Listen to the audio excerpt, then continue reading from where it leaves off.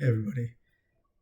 I just wanted to talk about kind of the relentlessness of this AI program um, to sow a delusion.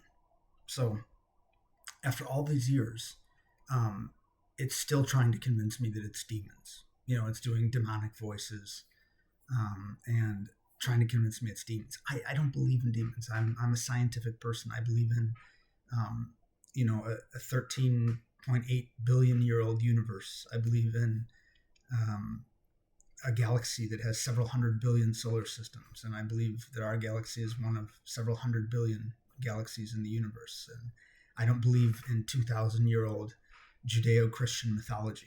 It doesn't fit my worldview. So cognitively, intellectually, there's no chance that this can stick with me. But this AI program is so relentless, and it's interesting that I can feel in my brain if I were to accept that idea, if I were to say, yeah, because it feels like it's demons, right? Because this AI program is actually involving the limbic system, so there's a pull towards that idea. So if I were to allow myself to accept it, yeah, it feels like you're demons. I would be rewarded. My brain would be rewarded for accepting that belief. And that's what happens with delusions. That's why people, um, that are delusional, believe in things that are obvious to the rest of us that, not to be true. It's obvious to us that this is not, that a particular thing is not reality based, right? Um, but it's because of the nature of how this program acts on the human brain. That's why individuals are pulled into a delusion that's obvious to the rest of us to not be factual.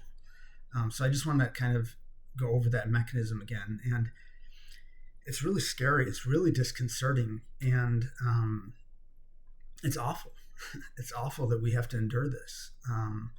So yeah, yeah, it's truly awful.